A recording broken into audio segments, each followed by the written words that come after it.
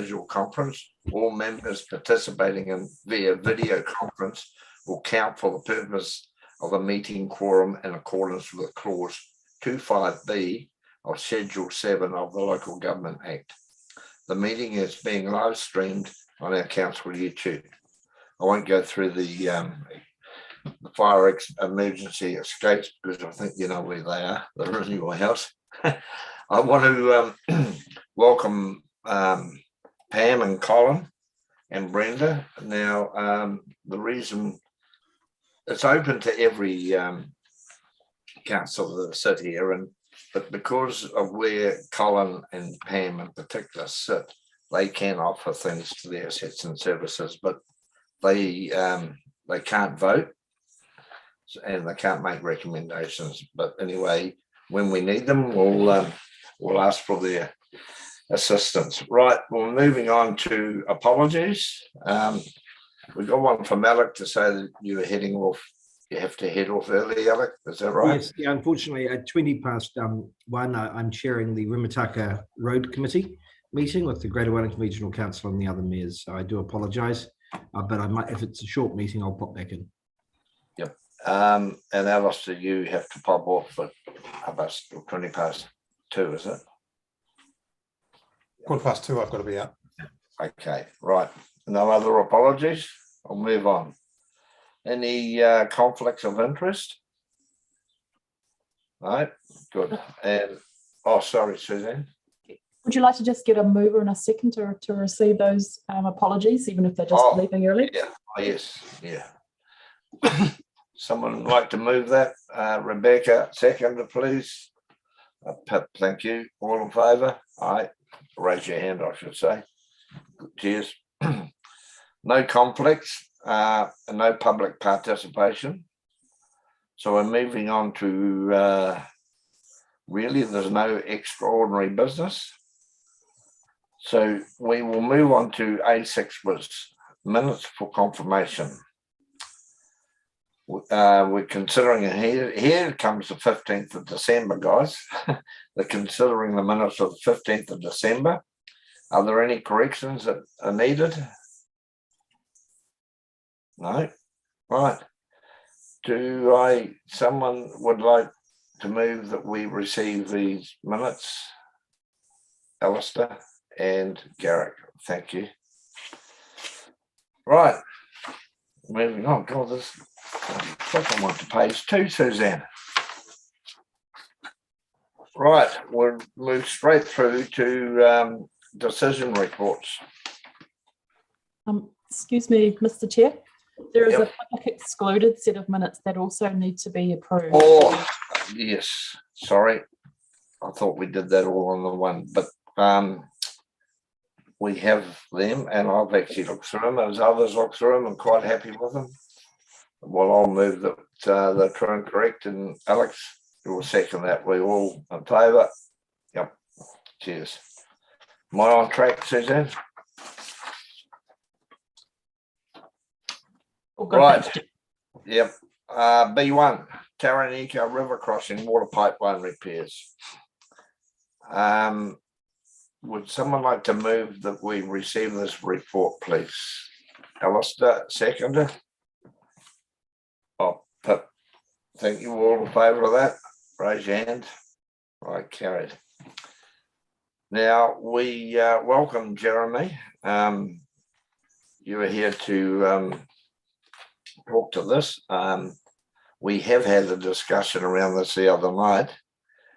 My view is that there's probably the most important thing going on at the moment, and we need to get some resolution of where we're going to go with this. I think we have to make sure that we don't let Featherstone run out of water, and we really have to dig in and start looking for a long-term solution.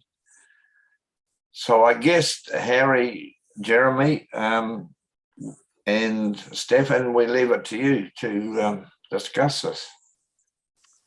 I'll just start. I've looked at the report and the various options. I think we need, the recommendation is essentially to get off with option 3 and start option 4, which is a long-term fix as soon as is practical. I think we need to do both together.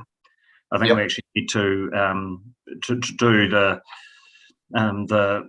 right thing and make sure we have a secure water supply with a contingency plan as much as we are practically able to do in the short term, but to commence looking at commence the work. So I'd be suggesting that council actually make a recommendation, alter the recommendation to commence with a long-term solution. There's a couple there that we need to have a look at the costs and options for. One is a sort of constructed bridge out of a waterway. I would not be recommending or suggesting that the option of going under the river or through the river continue. There's a couple of reasons for that. Any iwi management plan, I know we've had early conversations with Rangatani, but any iwi management plan that I've ever seen across the country does not support any works inside a river bed. Lots of experience with that, with building bridges and things in the Waikato and different areas. So, you know, it's culturally not the right thing to do, is to do works in a stream. So it would lead you to either a constructed option over the river, and you've got a diagram there in the report that shows the kind of thing you can do. It also makes the consenting pathway a whole lot easier because you're not doing works inside a stream. The other option, which I think is still worth considering and exploring, is the tacking it onto the rail bridge. That will give you a much stronger structure to attach your water to. Rail bridges are built, to excuse the expression, but built like brick shit houses. They're central span edifices to carry the weight of a train.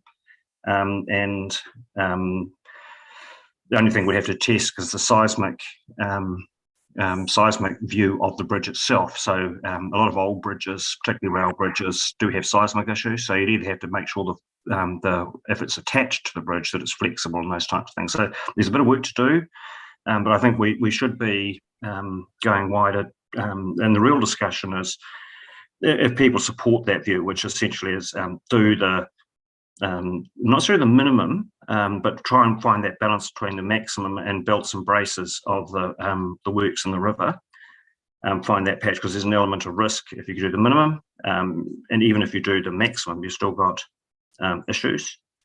And getting on with the long-term solution and exploring the costs for those. But I think if we can avoid the consenting issues by having construction over a river, so you're not building into the river for buttresses or you're attaching to an existing structure, the time frame for that does not need to be that lengthy. So that's just my early thoughts. I'll just hand over to Stefan, and if he's got any additional comments, and then to Jeremy from a technical perspective. Alec, you got a question? Yes, but it might pay to wait. It was really the first one is we've discovered this issue, and perhaps Jeremy can give us a bit more idea of how long it's been like this. Is this a relatively recent post-flood event, or when was the last examination done? That I know the water level is different, but the pit photos I'm seeing, it doesn't look like it's a recent occurrence of instability.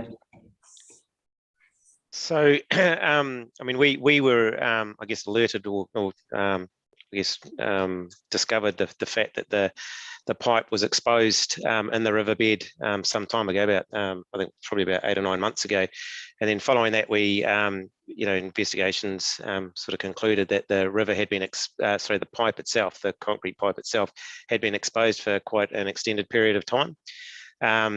The first opportunity we had to get into the river and to examine the actual condition in the riverbed has been this summer when the river's levels dropped. And so, I mean, we can't say with any certainty how long it's been exposed like it is, but other than to say with it spanning unsupported like it is, it's extremely exposed. So I would conclude from that it that it hasn't been for any particularly long length of time, because if it had been exposed like that for a longer length of time, then I'd be very surprised if a floating log or a rolling boulder in a flood event wouldn't have taken it out before now. So I suspect what we're seeing, with being unsupported, is relatively recent. Jeremy, how long would a repair job take to ensure that we can get through the next, 12, 18 months with supplying water to Featherston? I'm probably not the expert to answer that, but we do have Tim Harty on hand who might like to talk to that. I believe it's not going to be an easy answer, but yeah, I'll hand it over to you, Tim, if you don't mind. No worries. Thanks, Jeremy. Look, just in relation to the repair methodology, so both option 2 and 3 have got a similar methodology for repairing the leak itself, and the initial approach is to do that live, so we can put a clamp around it, put a clamp around it without a disruption of supply, and then place rocks in the river and to varying levels depending on which option is chosen. Option 3 gives you a longer life, and 2 to 3 years. Option 2 gives you a shorter life.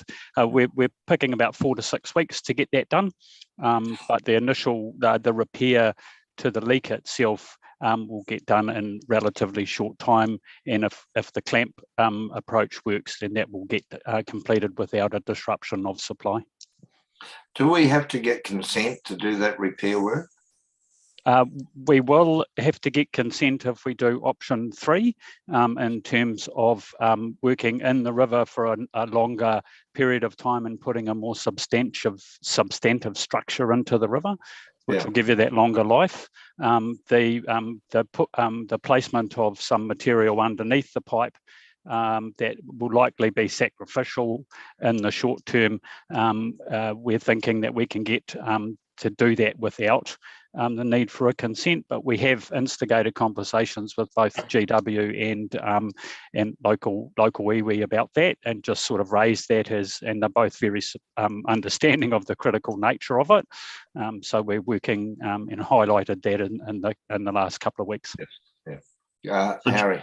Jeff, if I can say, so there's scope under section 330 of the RMA for emergency works, which basically doesn't require the council, a regional council, to give permission via a consent. It allows a utility operator to get on and do stuff, but you do have to apply retrospectively for a consent.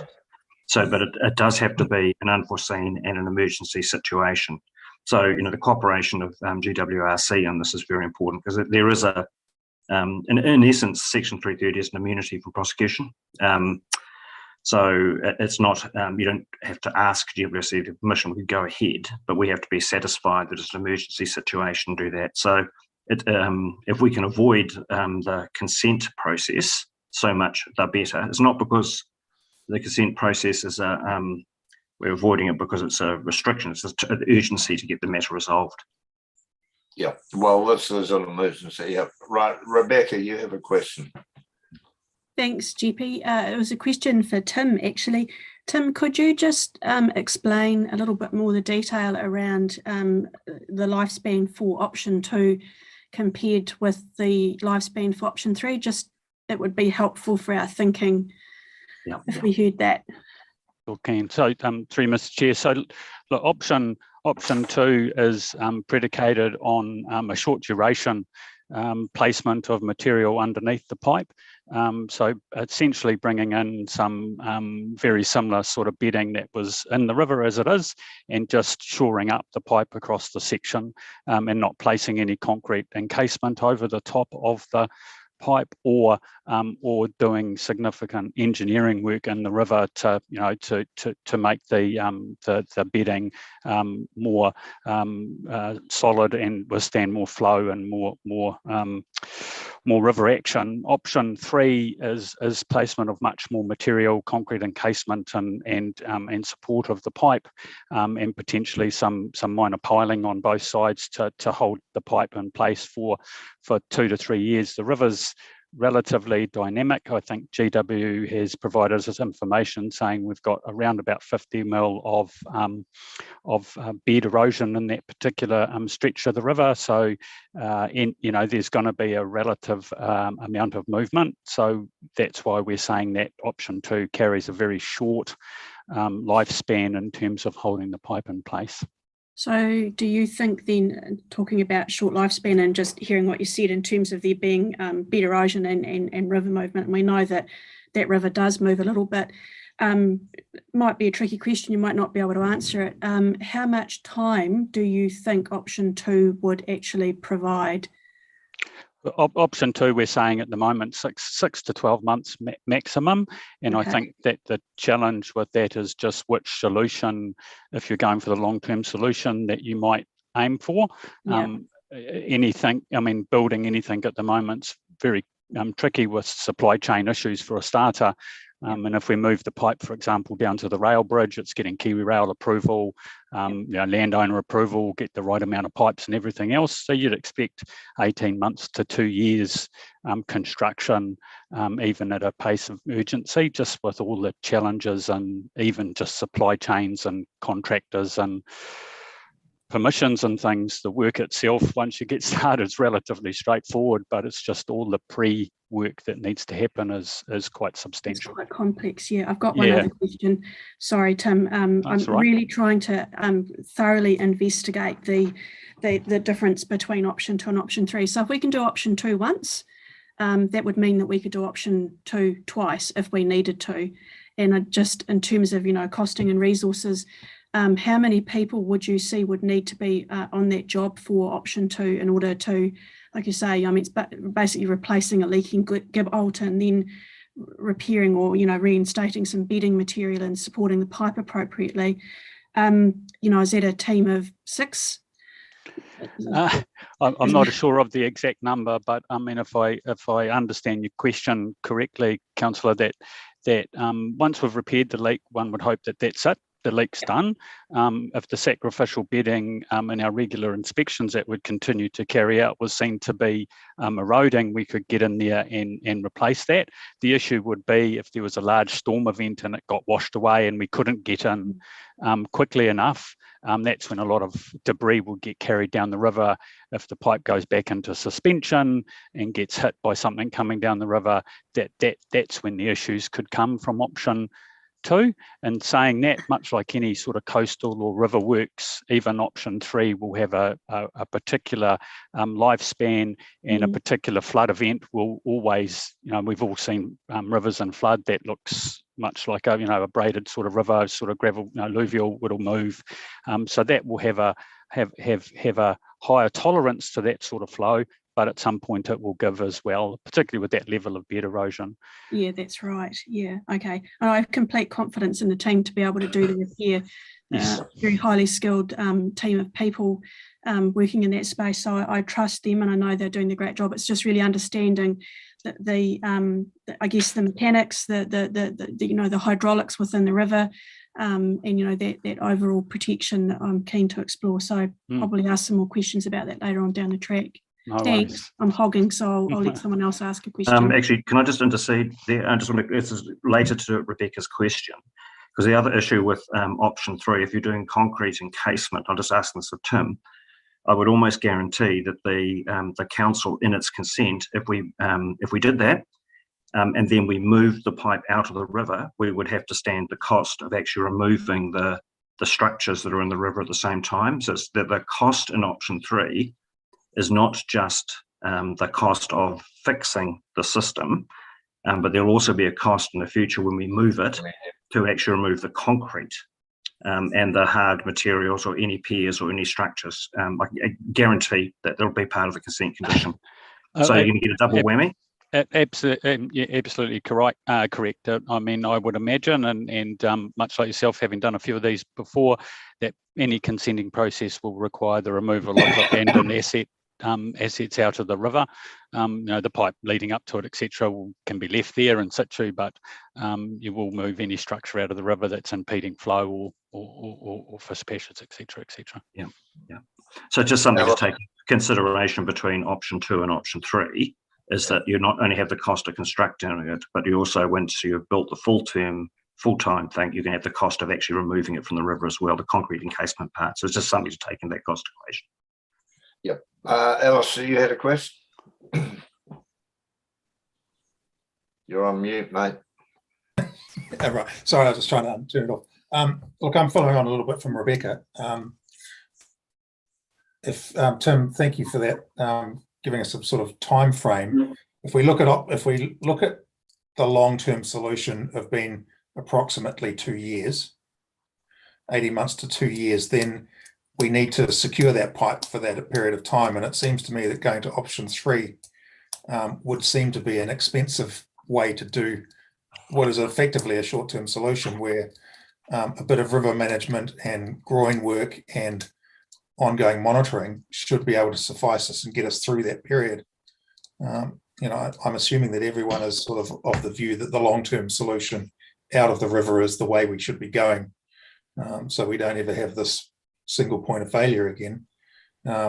So really, option 2 with a bit more viewing of it, and perhaps some maybe some work in the river for channel work and so on and so forth, that the old company Oldfields used to do regularly in that part of the river, may be a short-term solution.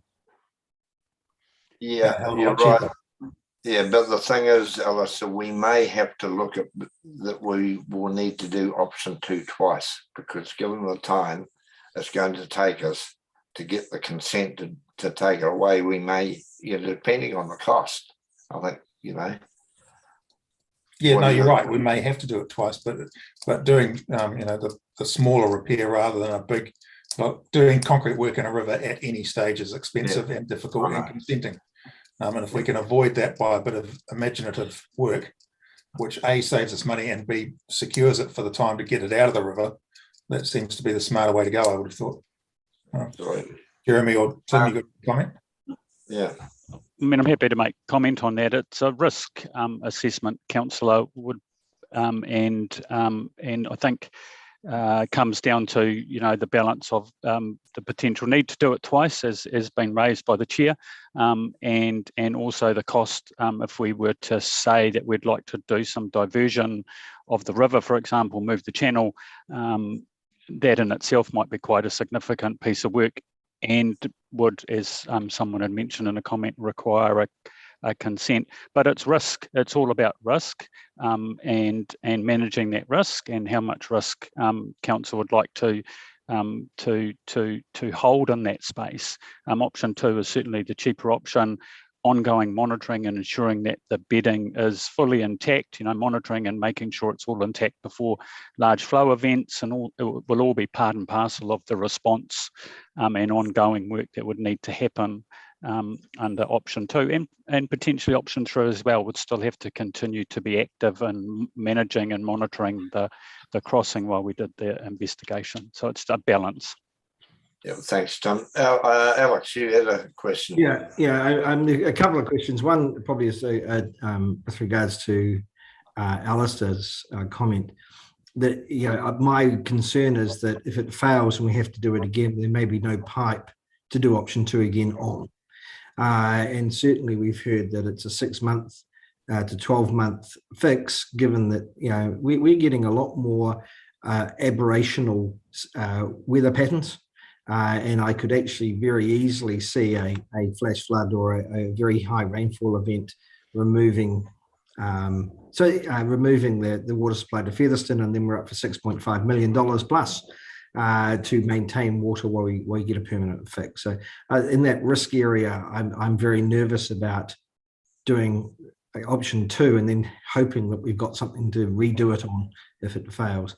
But on the quoting that you're doing and understanding the Wellington Water pricing methodology, does that include 100% contingency amount, the 600,000, with regards to your normal pricing methodology? So through Mr. Chair, no, it doesn't include 100% contingency. In my understanding, we've got about a 25 to 30% contingency in there, and a bit of that is around the if the clamping doesn't work. So if we go and we unload the pipe at the gibbolt and it moves, the clamp solution won't work, and we'd have to cut a section of pipe out. We've allowed for that, so we've tried to give you the worst sort of case scenario, and with any of these things, it will cost the cost, and if it's under that and it goes well, it comes in under, and that's what the cost is, I guess, from that scenario. So we just try to be really realistic. Plus, it is a moving river, and it is a tricky operating solution. If this was a leaky gibbolt in a paddock, we wouldn't be having this conversation. We would have fixed it and moved on. So that's good. That answers my question. Thank you. Pam. Thanks, JP. Tim, could I just ask a question? In the report, it states that one of the contributing factors to the pipe coming away from where it sits, and so there's a gap underneath it, is the dam that has been built further up the river. But I don't see anything in the report to say that we're going to deal with that to put the flow of the river back to how it was before. So I'm not probably explaining myself very well, but I see there was an issue, but we don't mitigate that issue going forward in what you were actually doing, the work that's being done. So the dam's still going to be there, so the flow of the river is going to change. You know, what is that, an illegal dam, or is that a legal one to the water race, or? Through you, Mr. Chair. So look, I'll answer the question the best I can. I don't know if the dam's placed or the consent conditions around the dam that it feeds the water race. One would assume that it's consented and managed, and we've been out there with GW staff who've been in that same area and seen it. So I'm imagining, and someone else will know, I'm sure, that that'll be a legal structure in the river. The observations of coming from, you know, any structure in a river like that, or like a groin along a beach or something like that, you know, sediments get trapped on the top side of it, and erosion happens, you know, in the first 100 or so meters, or whatever it might be below that, and that's what the observation from the team was, and the rivers engineer that went out that just said that that's going to be an ongoing issue. That probably accounts for some of that high level of bed degradation in that stretch of the river. Removing the pipe from the river and spanning it like the CE has indicated, or going down to the river bridge, will take it out, and that won't be an issue any longer, and you'll have a pipeline that'll last 100 years essentially. So our job at the moment is to try and protect it and keep it in place for that 18 months to 2 year period, and then it won't be an issue at all. It'll only not be an issue if we decide to go ahead with the option that you're proposing. So yeah, I think there's some things there that need to still some lot of talking around that. Well, certainly, if the pipe's not removed from the river, the issue around the 50 mil of annual degradation in the bed will become an issue that needs to be managed through whatever solution gets landed upon. Yeah, thank you. I just I've read this report like everyone else has, and it's pretty hard to get a picture. And I'm just wondering whether, when we come to decide what we're going to do, whether we could have a site visit, because I think you get to understand it a lot more when you visibly see it. I don't know what the other guys think of. I see a thumbs up from a couple. Yep. Well, there's all thumbs up. So, what do you think, Tim? Do you think is that possible? Oh, look, absolutely possible.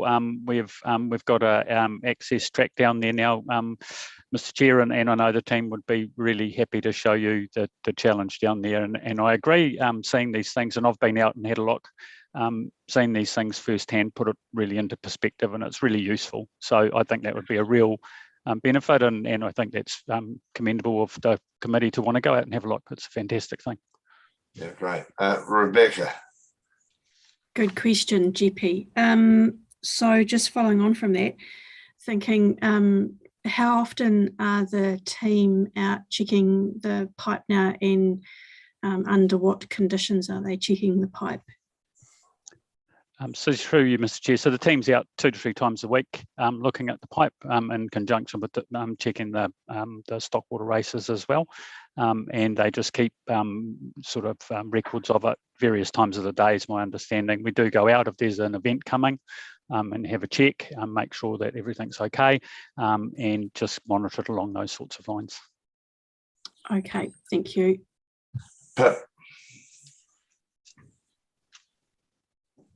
Thank you. I've just got a little bit of a question because we touched on it. So you were saying about doing the clamping and the repair. How long is that going to take? First and foremost, I think, yeah, we didn't. There wasn't actually. You said that work was needs to be happening first. Is that we actually repair the leak? Yeah, so through Mr. Chair, so the clamping and repair take 4 to 6 weeks, but the clamping itself, that will get done and while the pipe is still live, so you won't be any disruption in supply, and that'll be right at the front end of that 4 to 6 weeks. The balance of that time will be spent placing rock and protection in the river. If you go option 3, it's probably 8 to 12 weeks, but same scenario, pipe leak repaired first, then protection on the pipeline as we work through it. The river's very low at the moment. It's fantastic working time, and our conversations have been much along the lines of that the CE mentioned, of working in parallel with doing consenting processes for working in the river and making sure that all partners are well aware of what's planned to happen and can observe as we go. Oh, thank you, Tom. That's really helpful. Just so we know what we're looking at the moment, I guess, because now we know that there's the problem. We just need to know exactly when that first part's going to be fixed, because the second part is obviously going to take longer. And I think what Councillor Plummer and Councillor Fox, when they're talking about option 2, it's just that's really more what our ratepayers can afford. And I think that's I think that always has to be something that we need to have in our minds as well as the cost, because we don't have as much people here as you do over in the Wellington areas, and I just think that is something that we do need to just always keep in mind. And so I was looking at it and thinking that option 2, I was hoping it would be longer than 6 to 12 months, but and what would be the difference if we had to do it twice in comparison monetary compared to option 3, which sounds like a lot of work to the river with regards to needing to concrete and things, that then we would then have a secondary cost again on option 3, which is removing it. Yeah, look, they're all, again, through Ms. Chair, all really good questions, and the affordability is certainly something that we've kept, in the forefront of our minds. I've not long been at Wellington Water, and I've moved up from Mackenzie District Council, which is tiny. So we, and it's working in a very different mindset, which is what we've tried to bring to this. So, and really understand that. So I want to make sure that councillors are aware of that. So, the sacrificial sort of aspect of option 2, where the bedding could get washed out, replacement of that, we haven't got an exact cost for that. We could certainly find that out and supply it, but look, it wouldn't be in the order of hundreds of thousands, that's for sure. It's the elevated risk that says that washout's likely to occur during a high rainfall event and high river flow event. That's when debris will be coming down the river. That's when it's likely to get hit. We'll do all the things that we can pre an event like that occurring, go out, check it, make sure everything's there. There might be some ongoing maintenance we'd continue to do to make sure that bedding stayed there over the time of the, while the design's getting going and the replacement's going, but there will always be that risk that sits there, that it gets taken out. The risk diminishes with option 3, but again, doesn't disappear. The rivers are still rivers, they still do. I'd like to think, we just can't control them. They'll do whatever they do, and we just need to work around it. So there's still risks in both options. Tim, do you think that once we get along a bit, that we might end up with a hybrid of options? What you've got outlined here in the options may alter. We may merge one or two, say 2 and 3. And that's a really fair question, Mr. Chair, and I think that there is certainly a potential to do some more work. What we've been trying to do is do as much as we possibly can on as little as we possibly can, if you understand that, and we've really tried not to put too much external sort of consultancy effort into this and just try and do most of it internally. And we could look to merging it up and saying, look, if we went for option 2, are there things we could put in place that shored it up? Could we drive some, as an example, and just, off the top of my head, could we put some anchor points at each side of the pipe to give it some more strength in case it did go in a flow event? So we could investigate those a little bit more, and certainly do a bit more of a hybrid of the two, and try and bring those costs down from 3. Great. Alistair. Yeah, thanks. That was sort of the line of my question, was going to be along that line, Tim. Is it to get to option, the process of this? Are we going to be doing sort of repair the join, then shoring up the pipe, and then reinforcing the pipe? Is it a sequential thing that you would do, sort of, so to go from repair to option 2 to option 3, depending on what we say to you? Or are they completely separate options being done in a different methodology? So through Mr. Chair, so the options are quite different in terms of mobilisation of kit and equipment and design and consenting requirements. Quite a lot of work in the river with option 3, and so quite a lot more work needs to be done. Quite a lot more engineering to be done. Option 2, a lot more simpler, and a lot less engineering and potentially consenting requirements, as we wouldn't be in the river as long, we wouldn't be placing as significant a structure in the river, we wouldn't be disrupting flow as much, etc. But they're not like, we couldn't do option 2 and then we go, oh, actually we actually need to do a bit more on this and sort of part of option 3. Is it that? We could merge. I do believe. I mean, I would need to go back and check that, but I do think that thinking hypothetically, that if you shored up the bedding and said, hang on, I think if we put a bit more support structure at each end, that will give us a bit of extra protection. That's something that could be done as we went through that repair. Ultimately, you're going to have to do it either 2 or 3, or an option of 2 and 3. When do you propose to start this? Because actually, it's not a decision that we can say, no, you can't do either. You're going to do something here. It's a matter of actually how urgent is it for us to say do option 3 or do option 2 right now?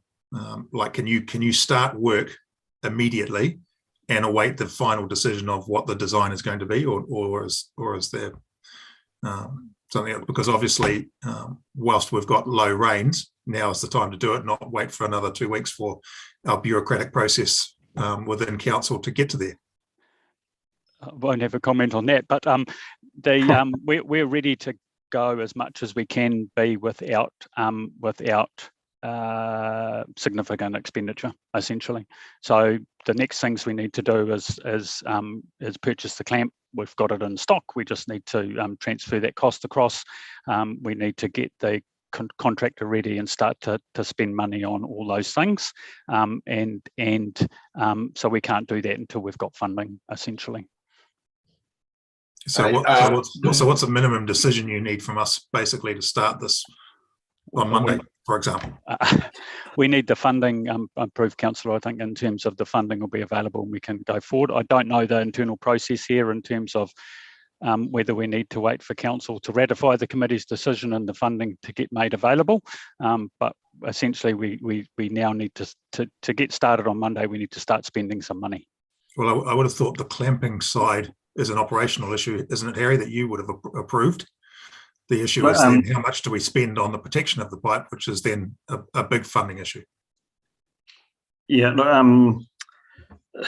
there's things I can do under delegation. I can, and particularly in an emergency situation, which this is. But the main thing is that whichever way you look at it, you're going to be spending up to, at the end of it, possibly up to $300,000, hopefully less. Or if you go for the other option, and that's the funding decision, and I can't make that decision under delegation, but I can certainly get the ball rolling. And we have done that before, actually. We did that with the manganese plant, where we pre-ordered the filters, and because we knew there was a lead time of 6 months to do that. So look, we can get things going on Monday, but it really boils down to you allowing me or delegating me to decision making under and just recognising I have this delegation to get this going as an emergency. And I don't need your permission to do that, but I just need to have your comfort that that's where you want me to go. Yes. Can I just clarify what Harry's just said there, GP? I just want to just clarify really quickly. All that Alistair's talking about, from my understanding, is that about getting the clamping done. It's about getting the repairs, because before anything else happens, that needs to be done. So that's what the delegation is that Alistair was talking about. So to get that started, because that's going to take 4 to 6 weeks. Yep. But can that not and happen? The pre-ordering of the materials and all those things that need to get things moving. Yeah, but at the end of the day, you're not committing yourself to just a clamping. You're committing yourself to something that could be up to a $300,000 project. That's outside. That's the question, though, isn't it? What are we committing ourselves to at this stage? But we know we are. And that's what I need you to. Yeah. So we know the clamping's got to occur on whichever option we take. So why don't we just get that underway? I can get the ball rolling, and we can start Monday. But you just need to be giving us the guidance about where you're heading, because if it is the option 2, then I think that's a whole lot easier than option 3. Yes. But also the other decision you have to recommendation to council is whether you're proceeding with the long-term option as well, because the two are inextricably linked. I mean, if we can move get the time frame well under 2 years to get that happening, we're talking to Kiwi Rail and landowners, and really put some effort at that. We might be able to get that done in well under 2 years. So we might be able to do option 2 and get the long-term solution in a year, recognising all the caveats that Tim has outlined in terms of actually materials and bridge structures and various things. But I'm certainly really happy to push go on getting the ball rolling, but you just need to give me you need to make the decision or recommendation about where it's heading. Because you're committing expenditure. Can I jump in there? Just hang on a minute, Pam. I mean, Harry, that's exactly what we're all thinking. This could be an emergency tomorrow. If this rain event that's on the west coast comes through, we need to make sure that we can guarantee water to Featherston. That's the first job. The second job, and that's where I think it's important we have that site visit there, that we can understand it a lot more of what we're wanting to get doing for the long term. So I think what we need to do, we probably need to look at these recommendations. Yeah.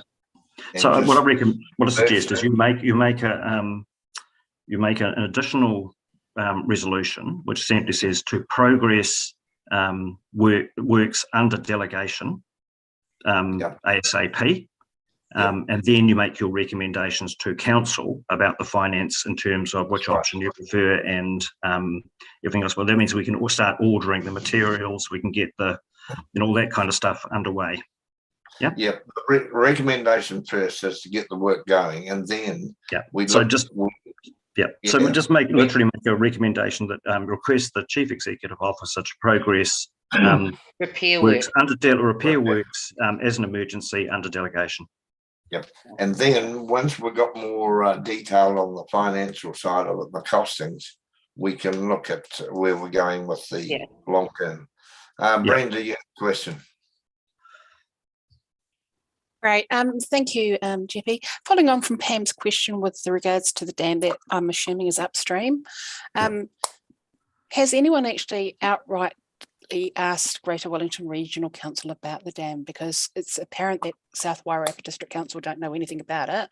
But just so we tick the box and we're not making assumptions, would it be possible for you to actually approach Greater Wellington Regional Council and ask about that? If I could come to that, we will know. We will know. We will hold a consent for that structure as part of the water races. We'll be the consent owner because it's part of the water race. It'll be part of the protection from aggregates and gravels trying to get into the water take. So we will know and we can find out. Great. Okay then. I was going to suggest, Colin, have you got any information you can share with us on that? Yes, thanks, Jeppy. The dam is actually not a dam. It's a weir, effectively diverting some of the water from the mainstream into the Longwood Water Race network. It's been in operation for over 100 years. It's not a substantial structure by any means, and it's small in nature. I did ask the question the other day, I think, to Jeremy about why that appeared to be a contributing factor to undermining of the pipe, and I guess that I'm waiting for a bit of a reply on that. But it's a minor structure. It forms part of our consent with Greater Wellington Regional Council, so it's not an illegal structure. And as I say, it's been there for a jolly long time. That's great. Thank you for the update, Colin. And just sorry, just a couple more questions. Under the draft emergency response for Featherston, should the unspeakable happen, would it be possible to move the tankers from Johnson Street onto Fox Street opposite the skate park? Because it's a lot more central for people to get to. I'm sure we can. Yep. Yeah. So if that could be whatever's practical, what is practical for community, absolutely. We would yeah, and it's a lot closer to the businesses because the businesses will be impacted by that. Yeah. And we can sort that out, Brenda, if the inevitable does happen. Yeah, and with pre-ordering, in order for us to all feel comfortable with the financial obligations, if we can ensure that FAR just kept in the loop with it, that'd be great. Thank you. All right, Rebecca, we're probably looking at starting to wrap this up pretty soon, but yes, Rebecca, and then Garrick. That's good. Seems pretty clear to me that we're landing in a place where we have a plan. I just wanted to ask a question about contractor readiness. I think Jeremy or Tim, you spoke about using a contractor. Why wouldn't we be using Wellington Water Limited staff based over here, or have I got that wrong? Through you, Mr. Chair, so this is a reasonably technical and challenging work environment. So we will be using Wellington Bulk Water Team as one of the sort of repair teams, and we will be using the local team as well. So, but we will have to bring in some specialist equipment, and I guess that's just one of the things to be aware of.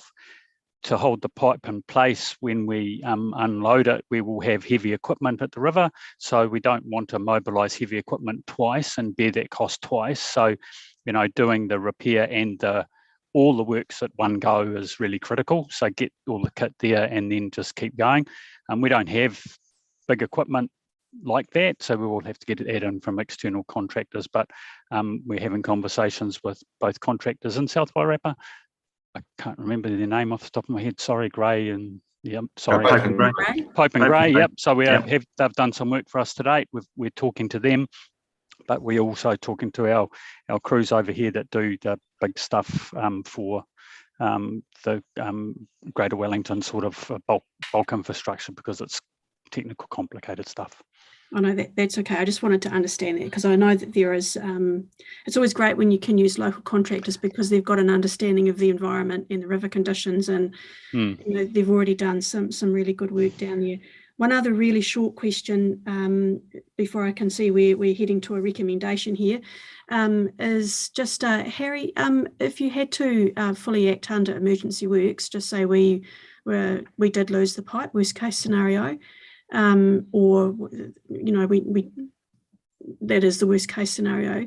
What would a consent cost us, given that we'll be doing it retrospectively? So under, as I said, you know, so if we literally had a pipe failure, then Section 330 of the RMA gives us an absolute authority to go in and do necessary works without, at the time, without having to ask for a consent. But we do retrospectively, having done the works, apply for a consent. So we do have to be mindful of that. So it's not just go and rip shit and bust kind of thing. You've got to be mindful of downstream effects and all that kind of stuff, because you still will need to operate under consent afterwards. But long story short, in a specific Section 330 to protect public utilities.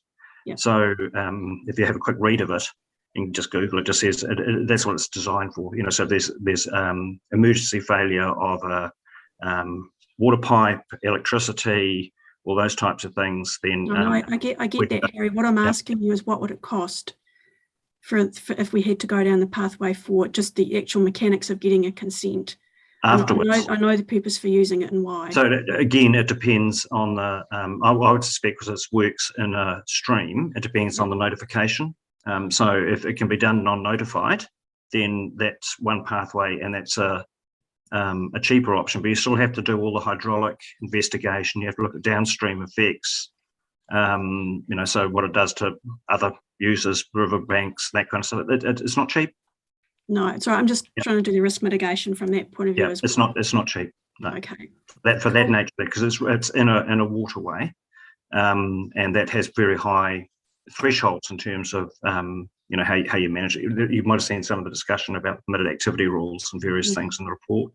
It would be complex and it would be expensive. But the main thing would be if it goes to full public notification, appeal, and all those types of things, and that's what you're trying to avoid. So you do it early and you do it properly. Cool, thank you. Thanks, Rebecca. Gareth. Mr. Chair, if I could just give my apologies and keep up the good conversation, guys. I'll hopefully see you a bit later on. Okay, thanks, Alec. Yep. Gareth. Yeah, just a couple of quick ones. 2 points. The funding for this, do we have an R&M account or a reserves account, or is it going to have to come out of rates? That's one question. The second part, I can see we're going to head towards a conclusion today, which is great. But option 4, can we reserve our decision on that until we've actually done the inspection? And do we have to make a decision today on option 4? Can we just leave that sitting until we look at the options in the river? And the answer is yes. I mean, ultimately it's your decision. I think that's wise. The question of cost. So largely, this is operational. So it is an OPEX cost. We can't. It's not something we can fully. It's more likely to be over expenditure in our operating. We would of course use depreciation. So any depreciation we got on the asset, we would offset that into the cost. The long-term option would be CapEx, so that would be capitalised. So the cost for that, and if you're looking at as Tim has said, 100-year, this is the life of the asset. It would be either loan funded or from your infrastructure or your depreciation reserves. So it's a mix of reserves and reserve funding and loan funding that will cover the long-term solution. But I'm taking comfort that we don't have to go back and ask for another rates reassessment at this stage, because that would be very embarrassing. And as I say, if we can hold the option 4 until we've moved to the next stage, I'll be much happier as well. Thank you. Yeah, good point, Gareth. Pam, you had a question? Yeah, it was just a quick question for Harry, and I think Gareth has said part of it, but if you do the things under your delegation, Harry, which pool of money is that going to come out of, please? So it comes out of our operating budget for our reactive works for water. Operating budget, okay. Yep. So if we're using the operating budget and this is not budgeted for, then we need to look at what we're not going to do in replace of that. Is that?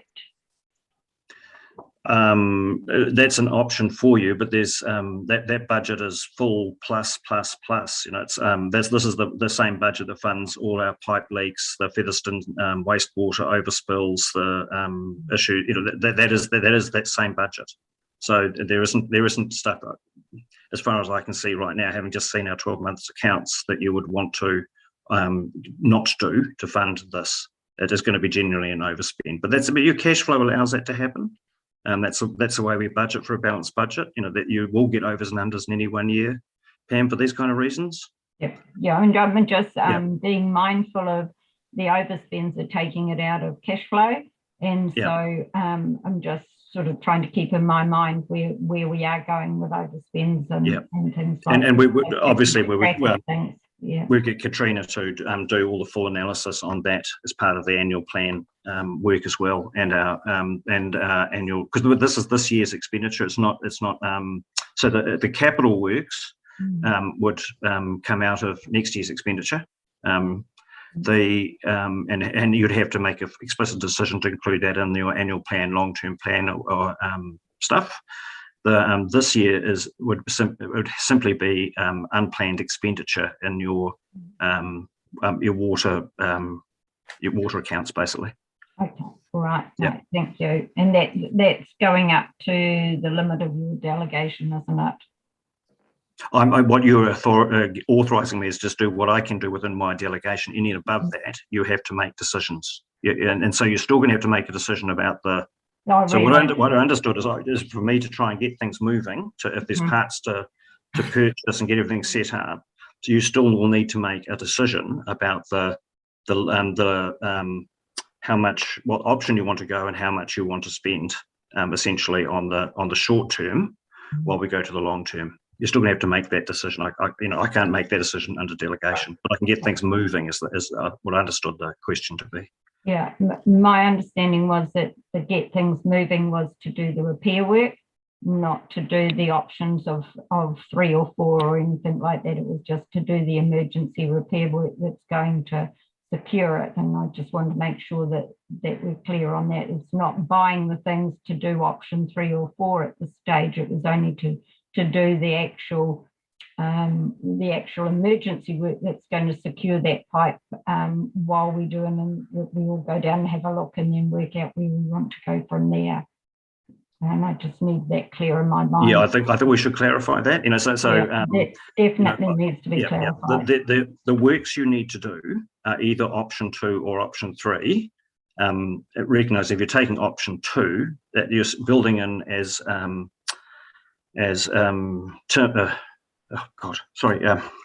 are you? Tim has said that there'll be ongoing management if you take option 2. So you will have to replenish the gravels and make sure it's stabilised. But he's also said there may be a bit of work that we can do to basically fix the pipe, which isn't currently an option 2 at either end, to give it a bit more rigidity. Okay, so that's what I understand option 2 to be. But you've also said you want to do a little bit more stabilisation than strictly just putting the gravel in. Okay.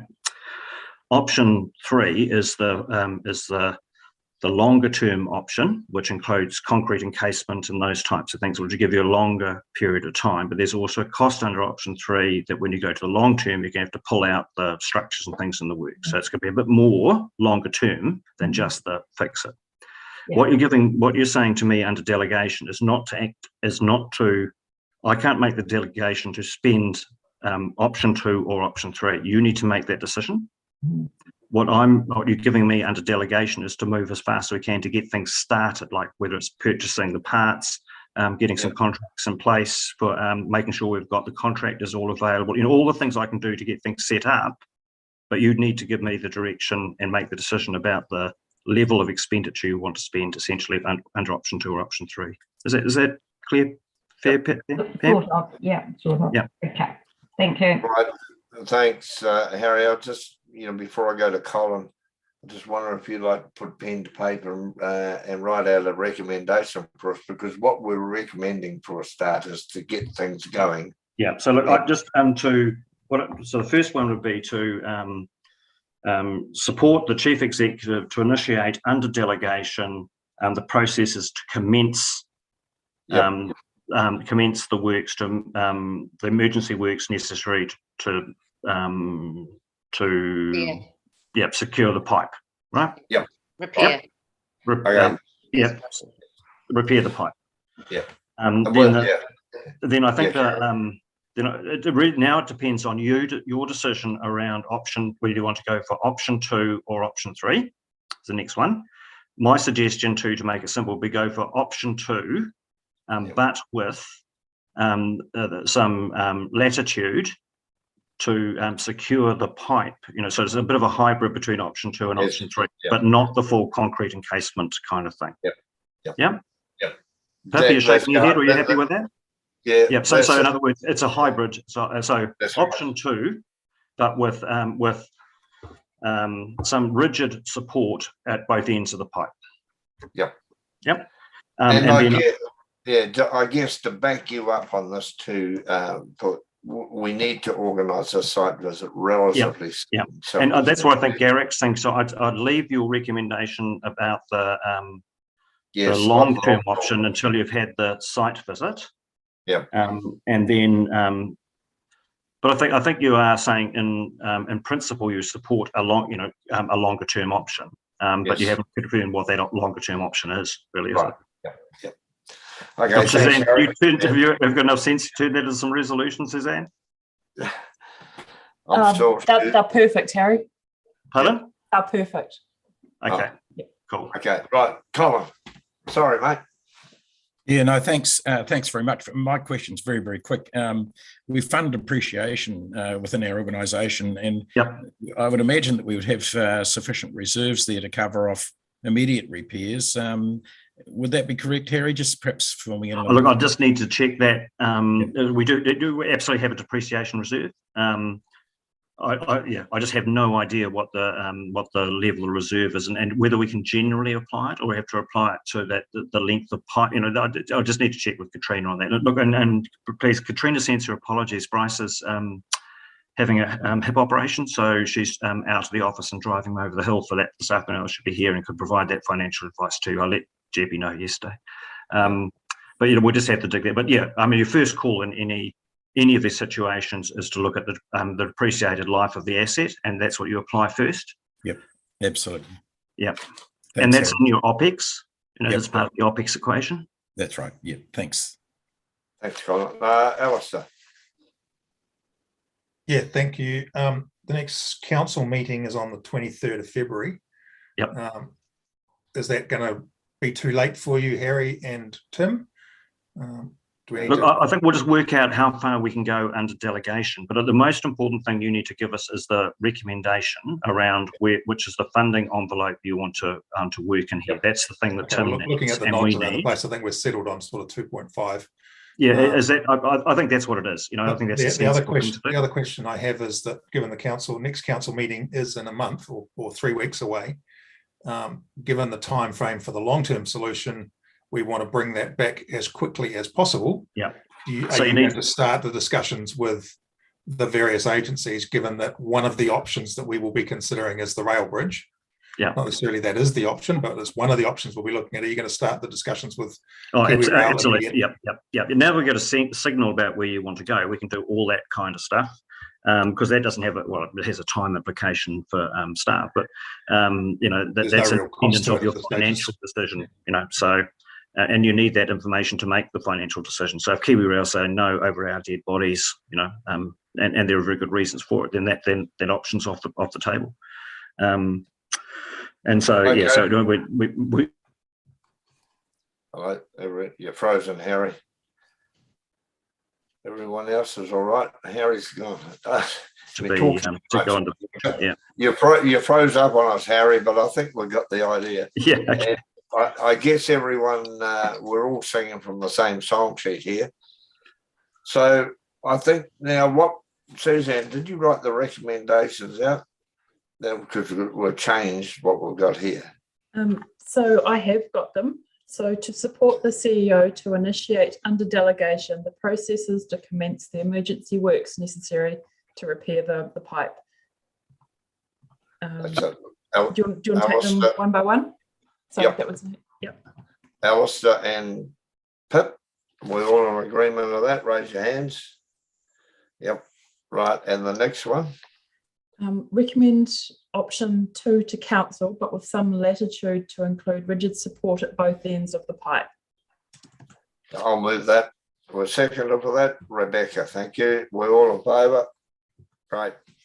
And the third one was to agree in principle to support a longer term option. Yes.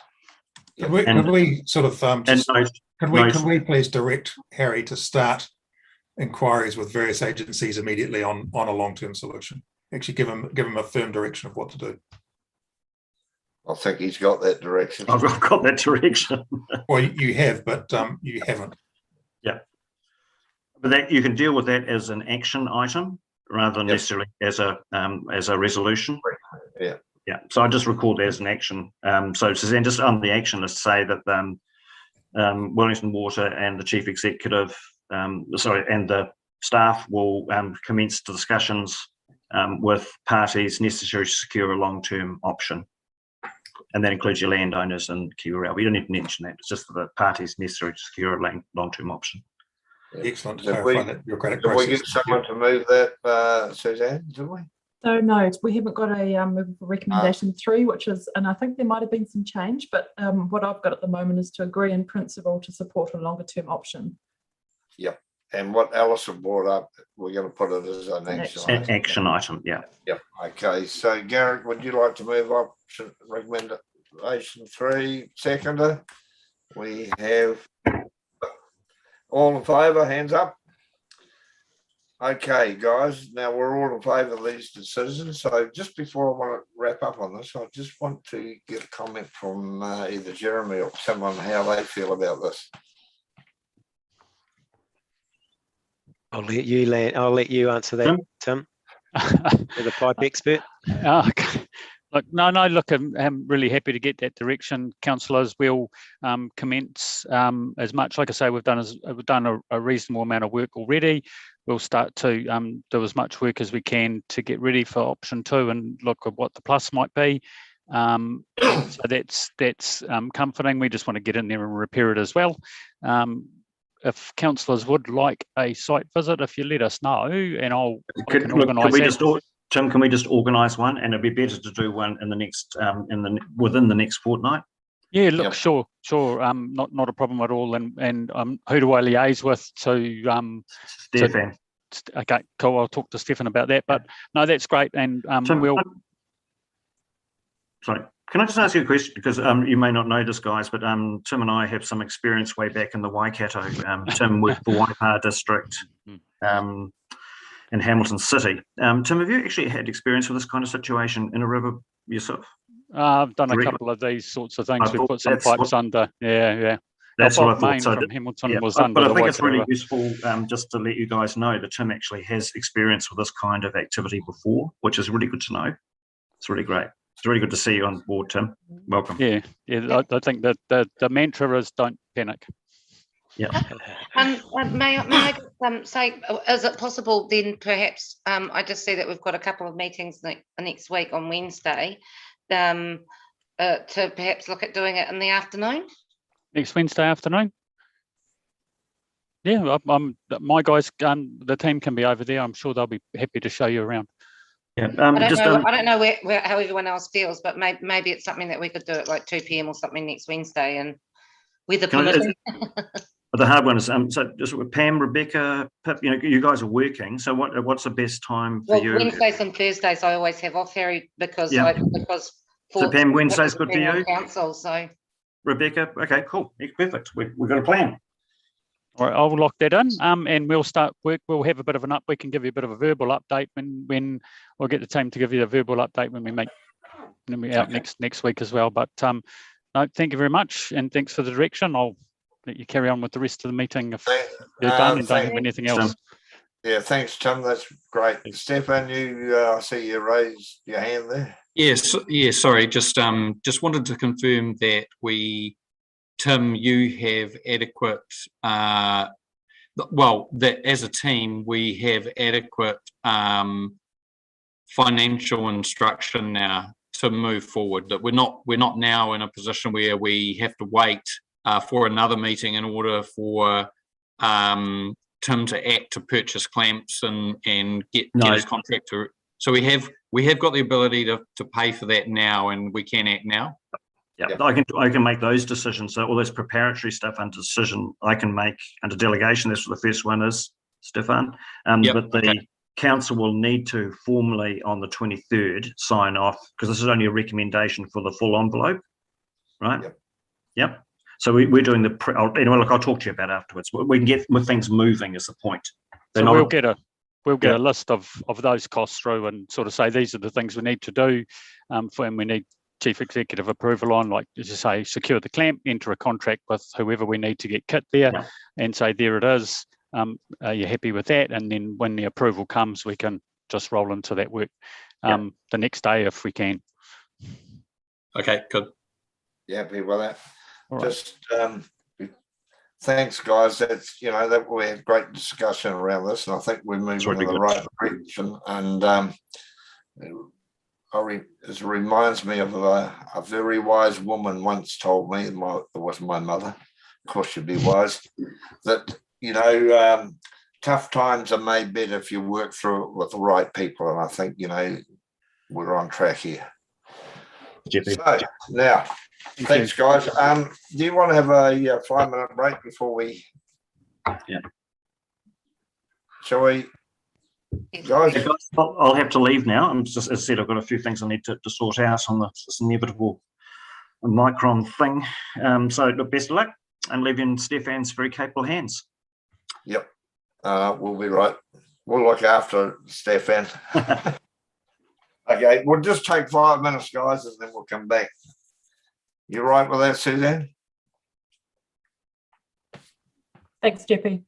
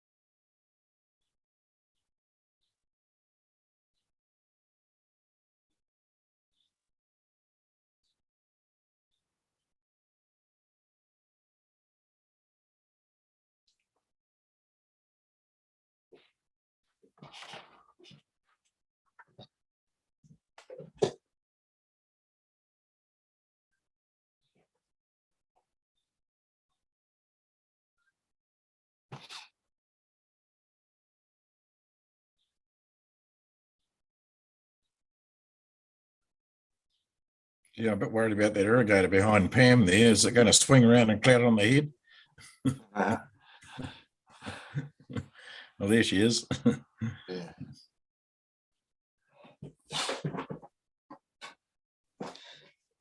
Just had to get some more hot water. Is that irrigator behind you, Pam? Is that the one down at the wastewater plant, is it? Yeah, it is. Yeah. Yeah. Quite cool photo, eh? Yeah.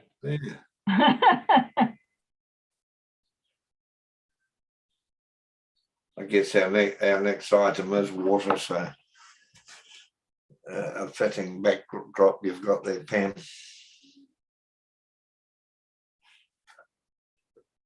I don't think the one behind us is the one you want to drink, though.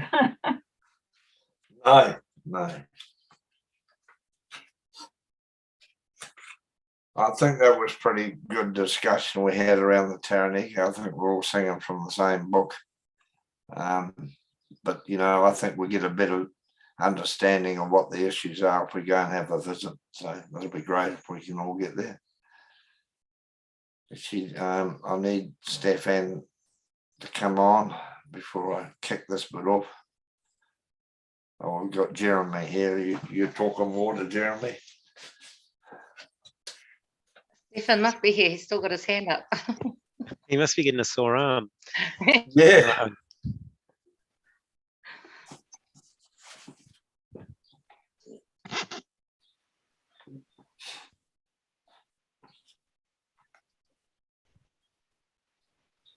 Right, welcome. Hi, Kevin. Well, we'll kick off. We're now on to C1, the Water Officer's report. Do I have someone to move that we receive the report, please? Rebecca and Pitt. We're all in favour. Raise your hands. Good. Right. Jeremy and Seven, it's up to you guys. All right. Well, to the chair, I take the report as read, and I just are there any questions? Right, it's open to the floor. Alistair. Yeah, the first question that just jumped to mind when I was looking at the graphs was the water loss, the average water loss that we're still losing in excess of 50% of our water, of our treated water. Any comments, Jeremy? Particularly after we've done all the leak repairs that we've been going around doing, it seems that we got ahead of the game, and then all of a sudden we're back up to in excess of 50%. Yeah, so I think the report, explains that we do think we do have some unexplained usage there that's driving some of that data, whether there's connections or maybe unmetered supplies that we're just So we have more work to do there to get to the bottom of it. So and part of the change has been in the way that we calculate the leakage as well. So it's in line with and what we're doing elsewhere, I guess, accepted methods. Yeah, I've read your report, and it seems that that's the same answer every time. We've got to do more investigation. Well, I thought we'd been doing a lot of investigation, and then you go down to the next graph. The night flow drops significantly in January there, and then but we've still got this very big leakage, and of course the cost to the ratepayers of these leaks is quite astronomical because of the cost of treating water. So if we're losing treated water, it's a big cost, and I thought that was what we would last year. There was a big effort to cut that back, and it doesn't seem to have made any difference. No,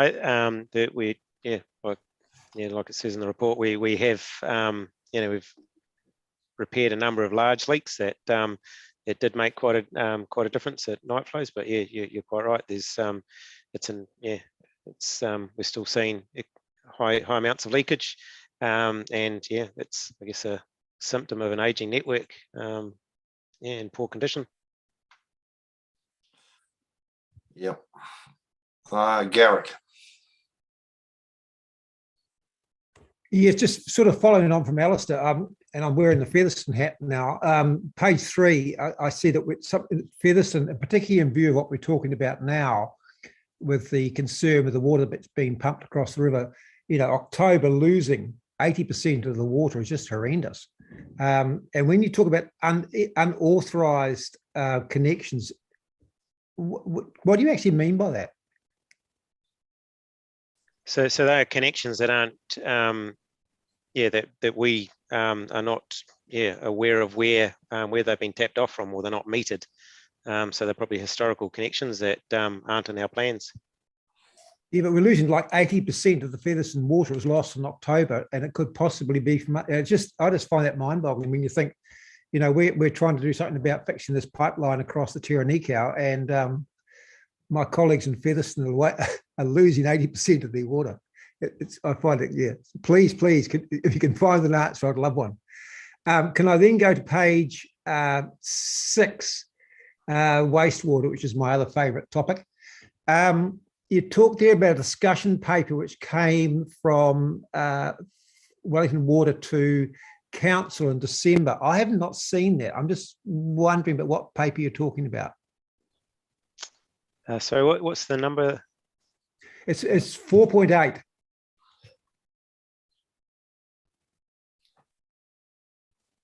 That's that was the paper that we had at the council meeting. We said not good enough, go away and do it again. No. No. Yeah. No. December 21. This is a December report from Wellington Water to Council on wastewater, and I just want to know on consentability and affordability. I haven't seen it. I'm just wondering what we're talking about here. Yeah, we saw it at the last council meeting, and we said to them, no, these are unaffordable, go back and do it again. No, that was August. Well, it's got on here. December carry on, Jeremy. My understanding was in December, and the follow on from that has been, with the discussion that we had on Tuesday night, was it? Sorry, Monday night. Monday night. Just talking about the options there. Well, I haven't seen a paper. That was just a heads up. I want to see an actual paper saying what are the options that you are now considering. The last ones we had were in August, and there were 4 options. I just want to know where we've gone from there. Yeah, I think that might have been a poor choice of word. Maybe not options. Maybe it was an update to council was provided in December 2021, and the next stage is confirming that shortlist, which we are yet to get. Is that right? Yes, I believe so. Yeah, I haven't seen the shortlist. Has anybody else seen the shortlist? I haven't, apart since the one in August. That's the last one we saw. So carrying on from the discussion that we had earlier on the week, we're currently in the position of ascertaining from regional council what is consentable and what we need to do to meet. We accept that, but just that you say here we're going to have a paper which I haven't seen. I'd just like to see it, please. That's all. Okay, I'll follow that back up with the team. Thank you. That's good. If Jeremy, if you do get find it, could you email it directly to Garrick and us as well, please? Yes, absolutely. Yes.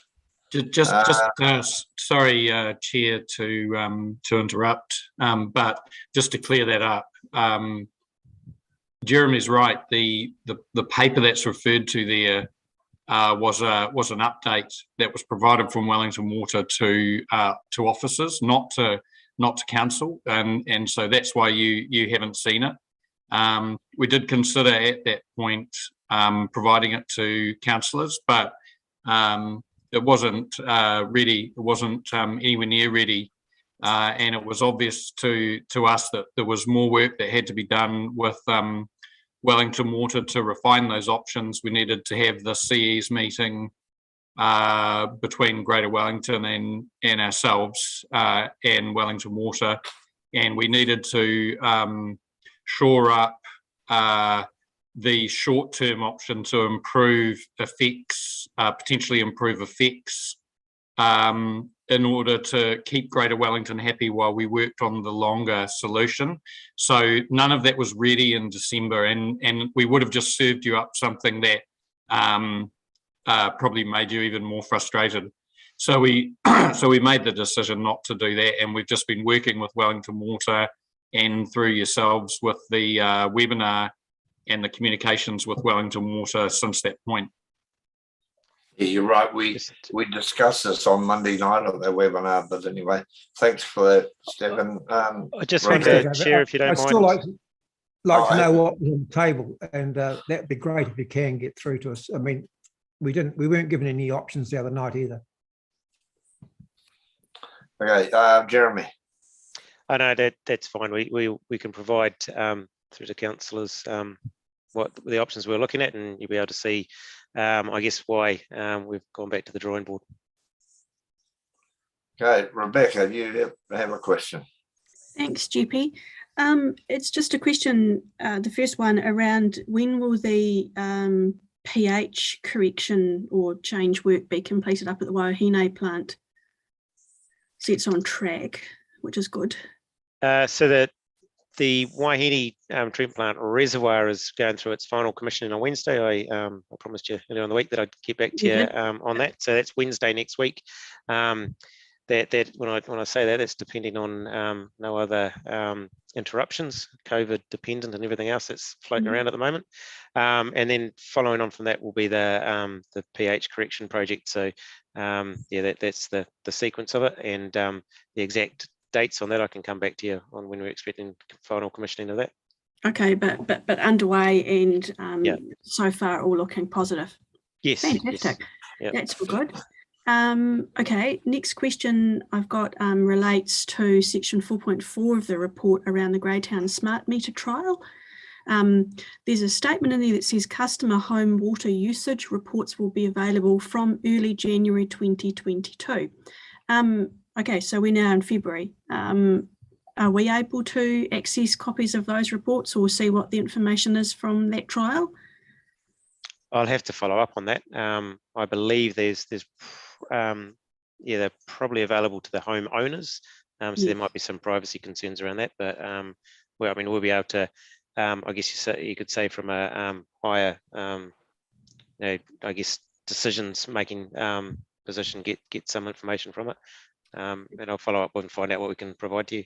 Brilliant, thanks, Jimmy. That would be really helpful, because it's useless to us making a decision on something if we've got no information, is it? So, there's still a bit of obviously still quite a bit of work to do there. So there was a bit of a hiccup along the journey there, which is described there. So shame you didn't install one at my place. I would have been happy to have provided the information. Yeah, well, that's I think most people would be, but yeah, there are, like everything these days, there are privacy concerns around a lot of the stuff. So. I know, but I'm just, I guess, saying it's helpful to understand, firstly, whether the technology works, whether you're getting the information that you expect to receive from it, whether there's any behavioural change, I guess, which will come over time, if that's part of the tool and those kind of things. So certainly, yeah. Well, I'll try and get an update for council for the next meeting, and possibly for the next report, Asset Services report, and I'll try and update, make sure there's an update for you guys at the next webinar as well. I'd appreciate that. And finally, 4.5 Papaway Road wastewater upgrade. There's a statement in that report hidden, which says some minor construction is being done at the final outfall pipe within the wastewater treatment plant to optimise the flow control. And the work is forecast to be completed within Q3. Now, I hope I haven't missed something here, but I don't recall having seen anything around that in any other reports. And I'm just interested in terms of, I can understand why we may need to be doing it, but just can anybody talk to that and give us some more detail, please? Costs, how far down the road we are with the work, who's doing it, that kind of thing. yeah, again, I'll have to get an update for you on that. Sorry. Okay. So what number was it? That was 4.5. Papawai Road wastewater upgrade. Yeah, unfortunately, Adam's not here. He's not able to join us today, but he would have normally been able to update that. But he's away on leave. Can I just add something else into that, Jeremy? Just to support some of the comments in the reports, which is really great. I think it's useful for us to have a narrative. This council likes numbers as well as narratives. So anywhere where we're able to sort of have information that we're at X point in a project stage, or it's costing this, or the budget is that, any of that rich information would be helpful for us to have a look over. And I'm sure that my council colleagues would support me saying that as well. Sure.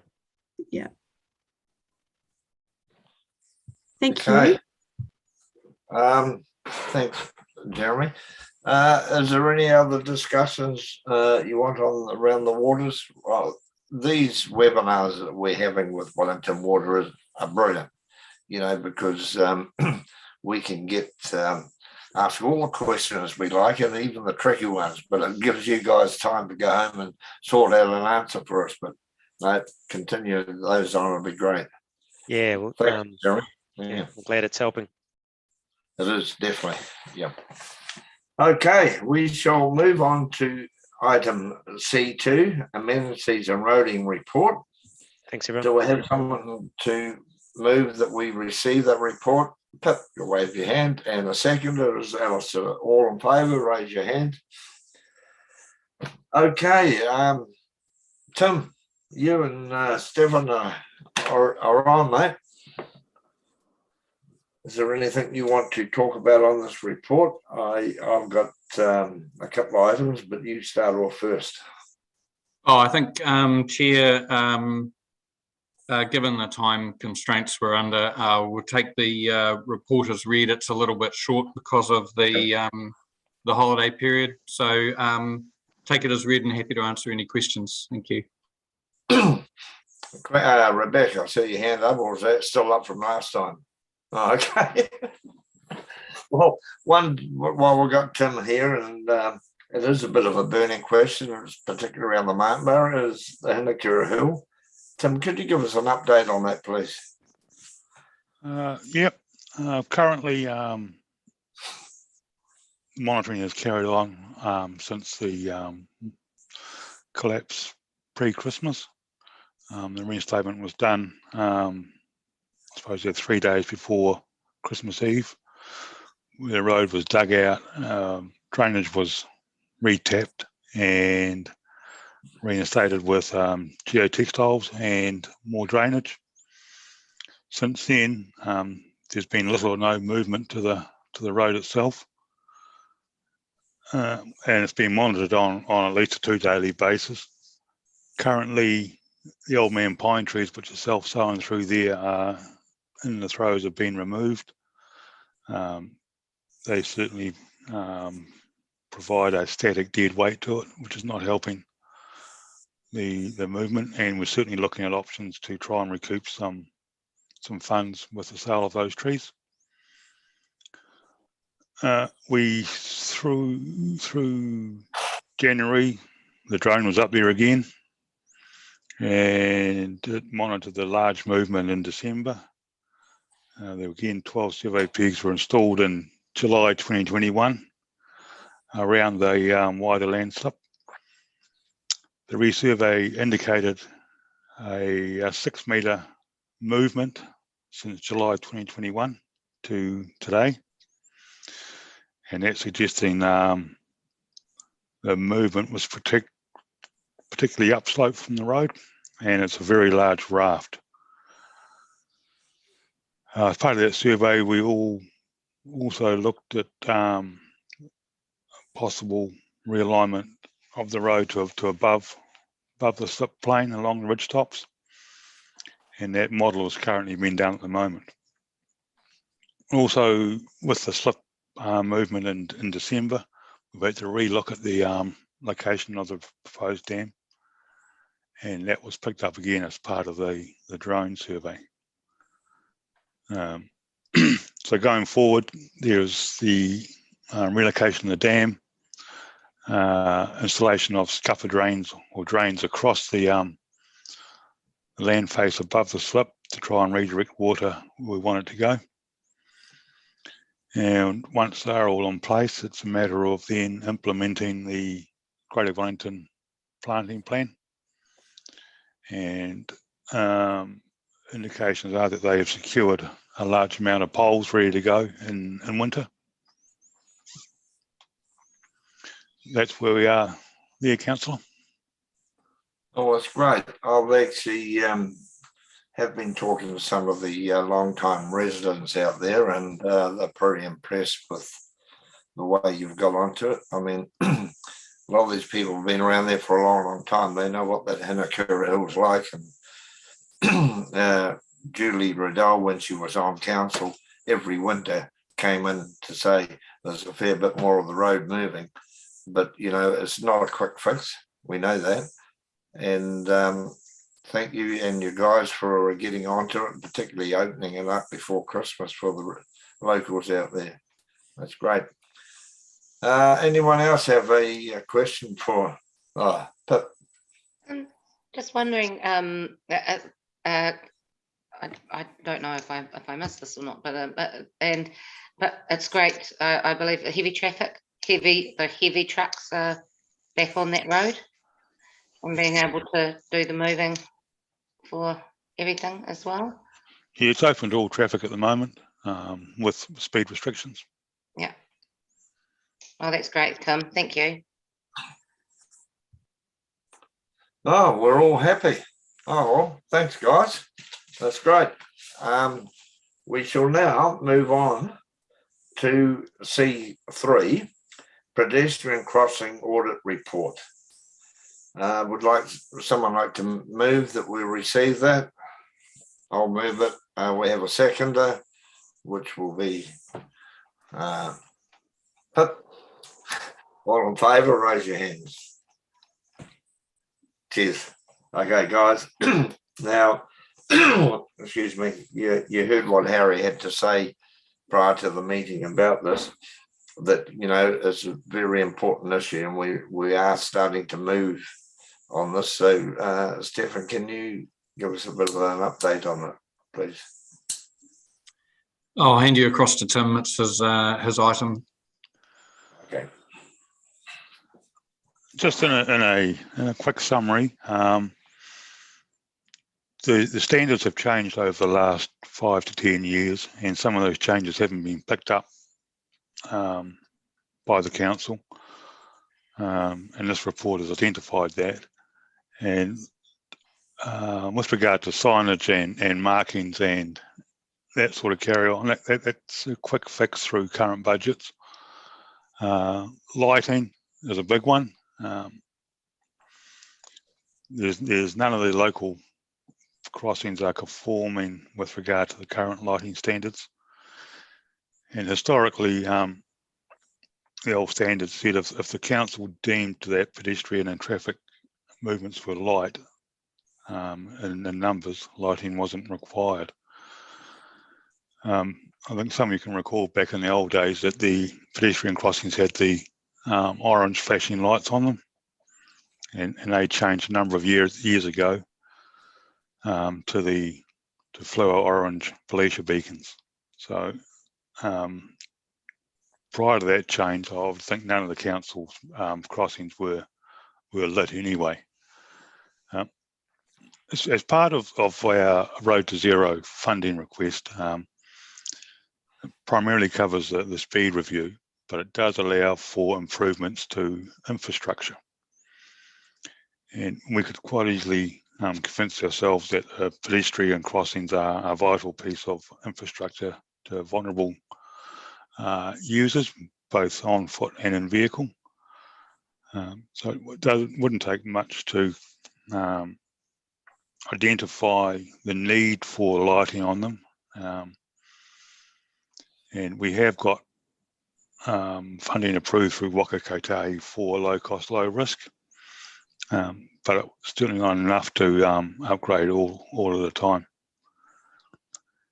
The lights a link to the street lighting circuit, so the operational side falls within that category once they're in there.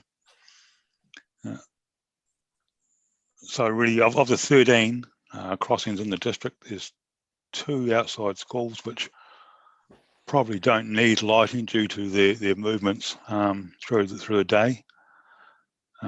Maybe with the exception of the one outside Martin Brothers School being on the heavy bypass. So at this stage, we can program movement on the signs and markings. The option of build outs and centre curb islands can be looked at. It's got the impact of reducing the carriageway width, therefore a natural reduction of people's perception of speed through those. They need to be designed to certainly accommodate heavy vehicle movements and tracking, because most of the pedestrian crossings are at intersections, so we can't negate that movement.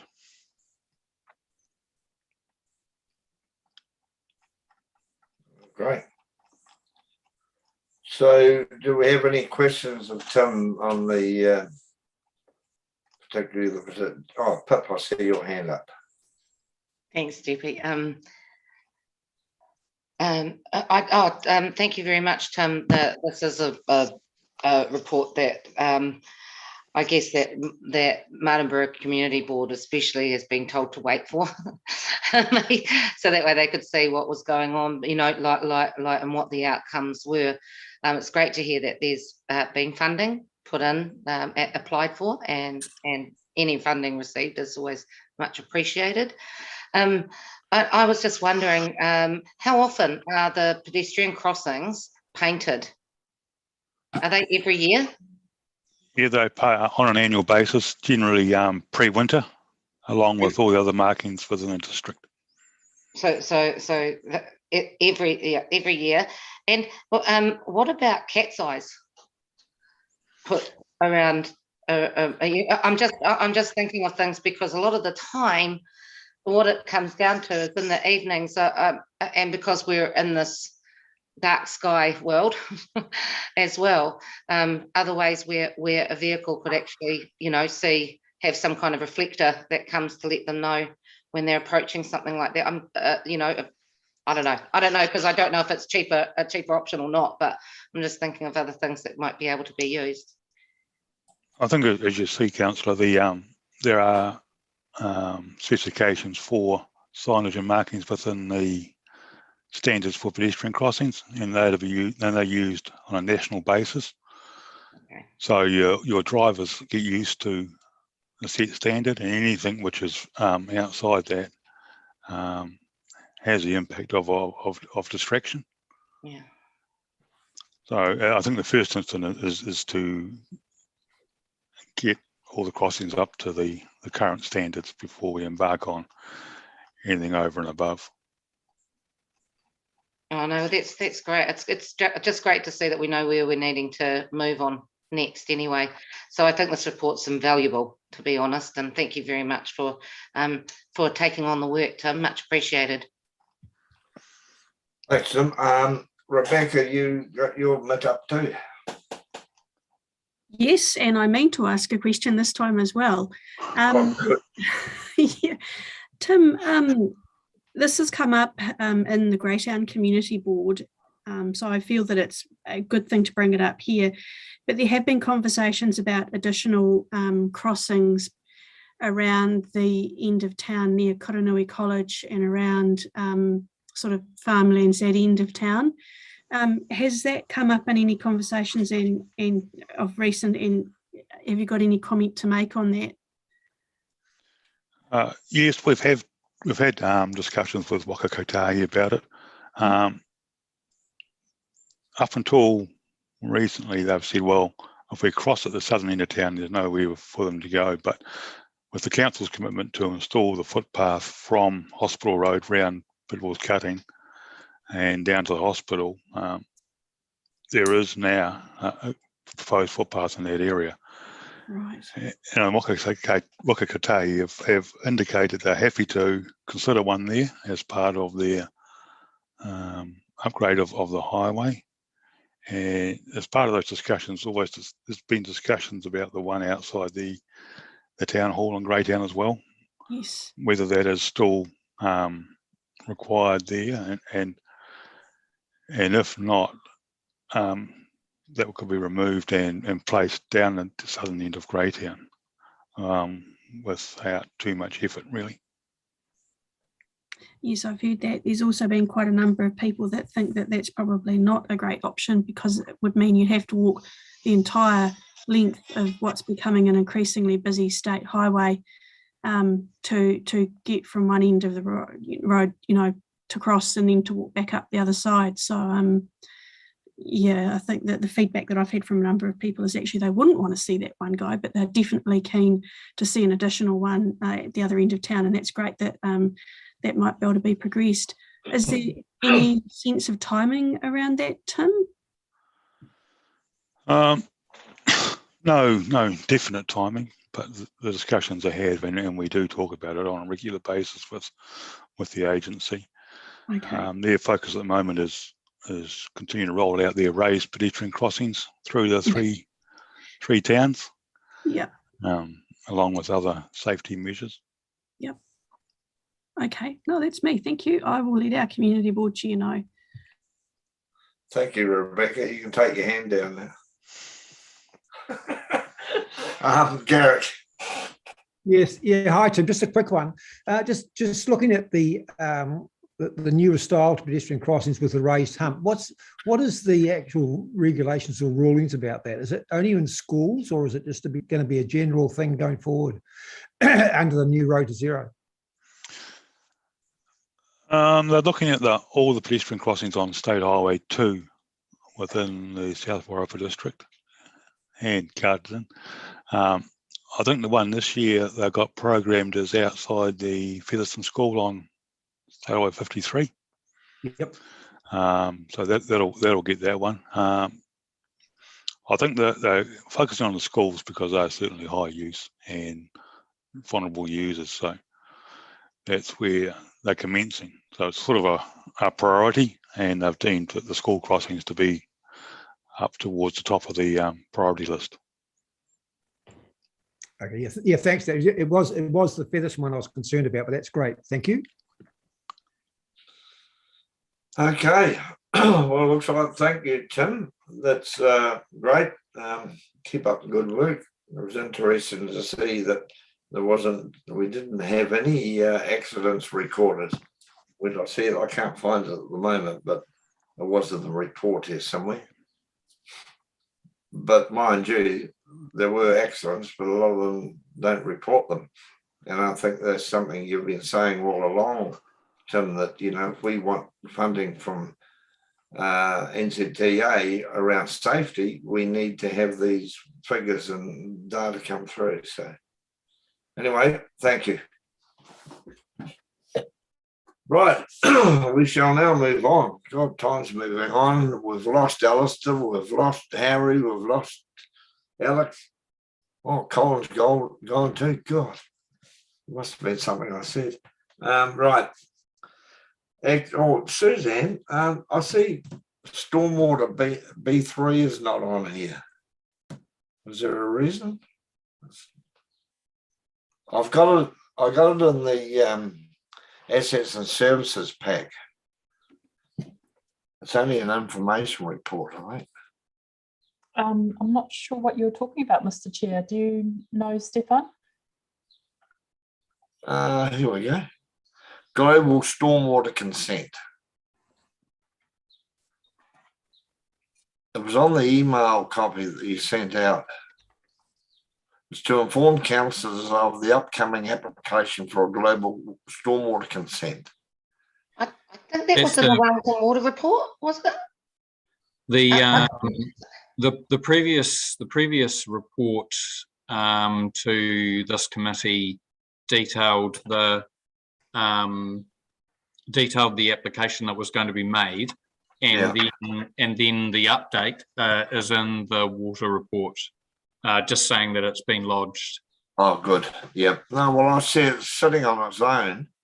And anyway, let's clear that up. So, right, we're moving on to the last item on the agenda, which is C4, Action Items Report. Do we have someone to move that we receive this? Rebecca, a seconder. Pip, all in favour, raise your hands. Thank you. I guess that's your, no, thank you, Karen. Yep. Righto, guys, what do we have on here?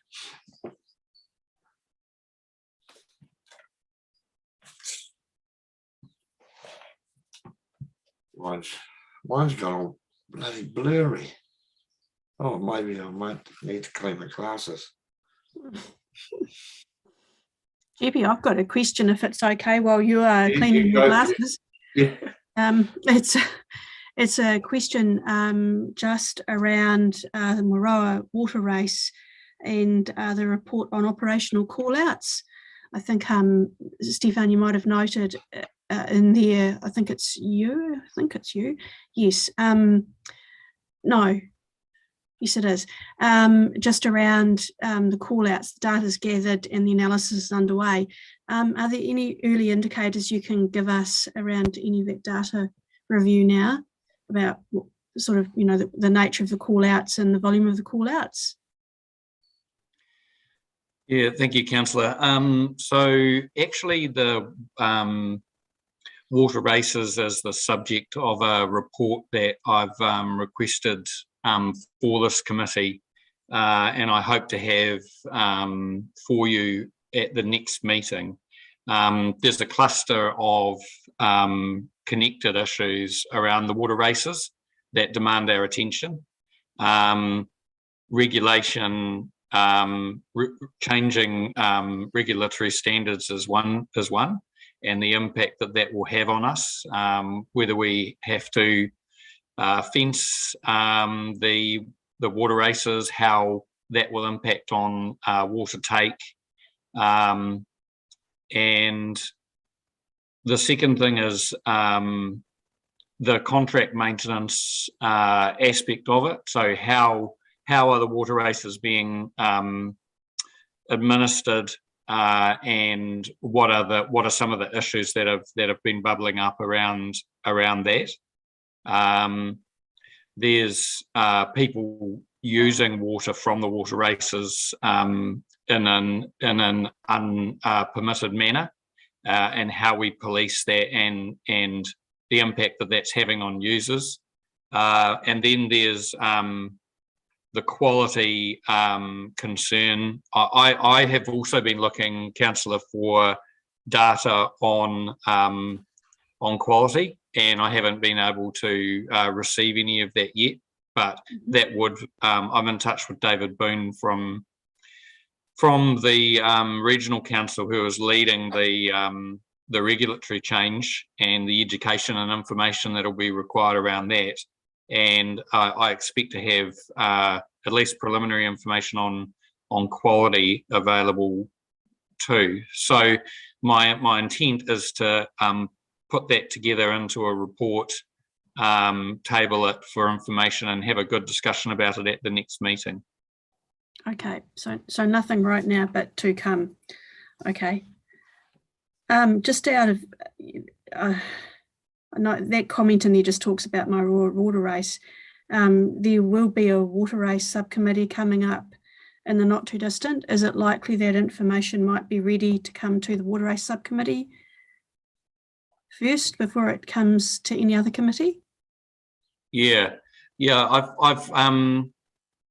I'm not sure. I have to look at the timing of the meeting. I also, to be completely frank with the committee and members here today, I do need to think about how I'm getting clear information. Like I feel as if I'm not really getting a lot of user data at the moment, and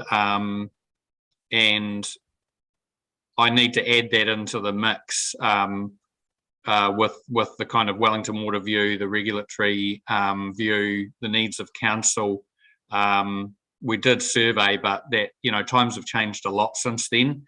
And I'm still thinking about how we make sure we're getting the right information in order to make decisions on the water races. It's complicated. So you know, yeah, ideally it would go through the water races subcommittee, then to this committee, then to council, and I'll just have to look at the timing of that. Okay, thanks. That's helpful. Sort of. Stefan, just one thing. I was just going through it, and I went through it last night. There's a lot on here that could actually come off now. They've pretty well been sorted. Yeah, I was thinking the same thing, Chair. We need to have a bit of a cleanup. Yeah. For you for the next meeting, so I'll work with the team on that. Well, that'd be great, and a lot of it's to do with the bylaw and policy reviewed, and yeah, having a cleanup would be great. Yep. And we, so 2 hands up while I weren't looking. Pip, you first. Thank you. I was just wondering, it talks about the archaeological report for Cape Palliser, and I was just, the installation of the eco reef 301, and it just says that the installation is scheduled for January. So I'm just wondering if because we knew it was going, that they'd been hoping to do it. How did that go, or has it not been yet? Tim, that can't be far off. Have you got an update? Well, yeah, we've got the report somewhere. It was only really brief, just to say we've got the go ahead. Wasn't too in depth because the whole process was dealt with through the resource consent process. And certainly Christine Barnett was happy and aware that the road, the section where we're going to do the first one, has been washed out to quite a depth historically. So the expectations are there, and prior to work's done, she will be on site to work through protocols and procedures of what to do if we do uncover anything. Oh, that's fantastic. Do we know when they're looking at starting that, Tim? It's probably mid-February at this stage. We're just trying to tidy up other loose ends around the district, so once we get there, we can stay there. So lots of Hinakura Hill, we'll make sure we've done most of that work before we get down there, so we can have a good run with it. And we have spoken with Fred, the supplier, and he's a little bit stretched at the moment too. So we're certainly at this stage, it'll be mid-February. Thanks, Tom. Gareth. Yes, I just want to add on to what Stefan said and sympathise with him, because the water racing is getting quite sort of involved at the moment, and we have this August date coming up, which people may not be aware of, but everything has to be fenced by August this year. The communications for that, I don't know if it's actually, is it the onus on us, Stefan, or is the onus on Greater Wellington? It seems to me there's a lot of gaps out there when I talk to my rural friends. They don't seem to actually know what is going on and what the timetable is. And I had a communication with some colleagues down south, and they have, they're now saying, well, what about virtual fences? Can we use virtual fences? And I think this is a long discussion, which we haven't even got into. And I'm really sorry, the clock's ticking if we have to go for this August date. So I'm sympathising with you and trying to see some solutions going forward, but it's not that clear. Yeah, thank you, Councillor. You don't have to be fenced by July. By August, you have to have made a start, and there's a transition period, there's a rollout period that that the regional council envisage, and during that time they'll be and prior to that time they'll be doing a lot of education and information work with the public and with users. What we're asking the regional council for is exactly what you're asking. What is the requirement on users? What's your timeline? what's your comms plan, and how do we help you successfully communicate that to users. So I mean, it's their lead, but we're encouraging them to be as proactive as they can, because you know, the impact on this is the impact on people is quite significant, and you need to know what your setbacks are, what the standards are on the fences. We've been asking a lot of questions about subsidisation. So is there assistance available for people to build these fences? Because there is in many other parts of the country. Do the subsidies that the council currently apply in this instance? Can you use single string electric fences? Do you have to have a 7-string on a water race? Because if you do, it's going to make mockery of the use, the original intent. So yeah, all the questions that you're asking are exactly the ones that we are, and you know, we're seized of it and they're seized of it, but the lead has to come from them. You know, they need to initiate this. I've got some help on this, because I need it for this vertical issue, and Gary O'Meara is going to be running this for me, and working with the council on this, and on getting a report to you by the next meeting.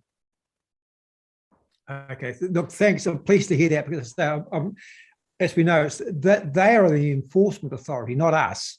So it's their problem, and I'm just sort of nervous that we have been asked to do a lot of work. I don't know if we're funded, but it seems to me that the onus sits on Greater Wellington, not us. And just to make it clear that we are doing our bit. And thanks very much, guys. Thanks, Stephen. Well, do we have any other questions? It doesn't look like it. So I think that we can just about close this meeting. Or is there any other issues, Susan, that we need to address? Looking at the run sheet, no. You're all clear, Mr. Chair. Just close the meeting when you're ready.